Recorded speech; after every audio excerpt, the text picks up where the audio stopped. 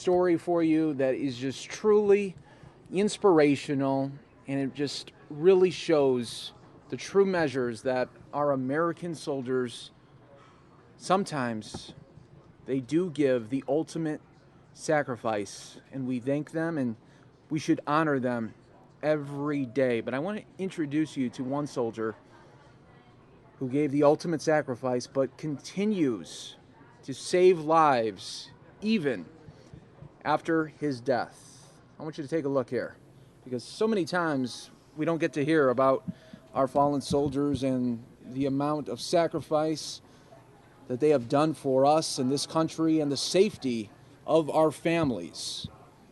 Folks, this is Corporal Benjamin Kopp.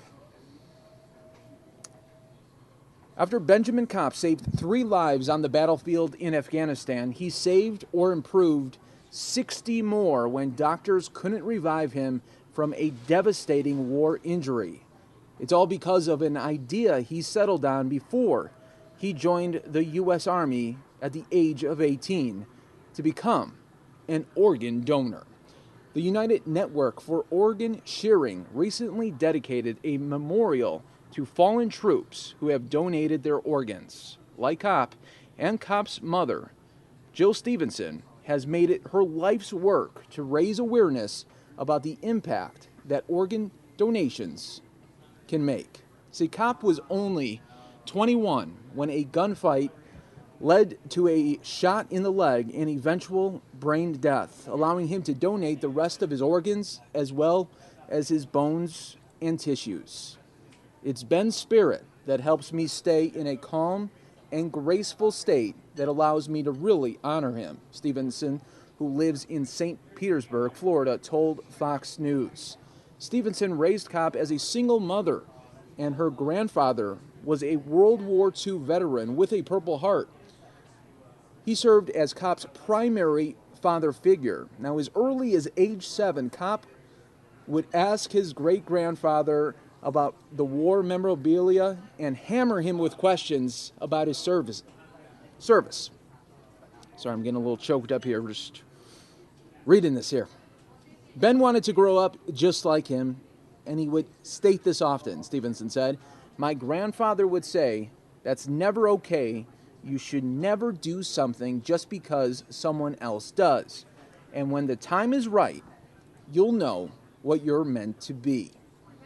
5.5 months after his great-grandfather died, Kopp watched the news coverage with horror as the terror attacks of 9/11 unfolded.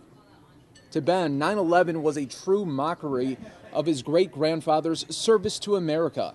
So he made a statement and said that when he grows up, I'm going to become an Army Ranger, and I'm going to find Osama bin Laden, and I'm going to make him pay.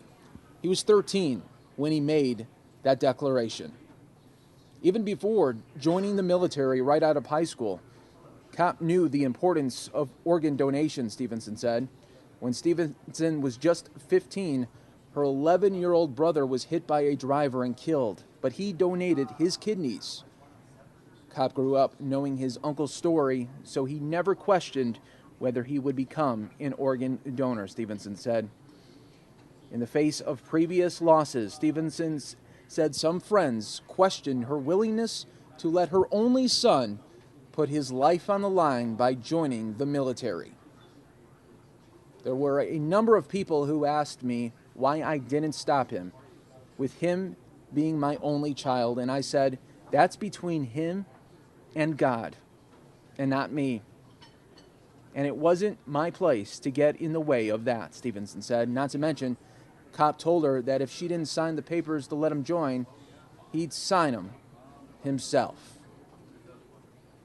On July 10th, 2009, Kopp's team was called in to help relieve 3 U.S. Army snipers who had been pinned down by Taliban snipers. As a gun team leader, Kopp engaged in a gunfight to save their lives, but took a bullet in the leg that would cost him his. Before being transferred to Walter Reed Army Medical Center, Kopp was treated at an Army base in Germany where he suffered cardiac arrest following a successful surgery to remove the bullet. Doctors tried their very best to revive him, but the device didn't have batteries. Stephenson said so they performed a tracheotomy incision to restore his breathing. However, the oxygen machine malfunctioned. She explained, leading Kopp's body to be insufficiently oxygenated and his brain to swell. Kopp never woke up from his induced coma, Stephenson said, and several standard tests confirmed he was brain dead. The nature of Kopp's case presented a rare opportunity for generosity because he became brain dead prior to his death but maintained perfect physical health otherwise. His bones, tissues, and other organs were all eligible for reuse. He was a 21-year-old Army Ranger. He was in tip-top shape.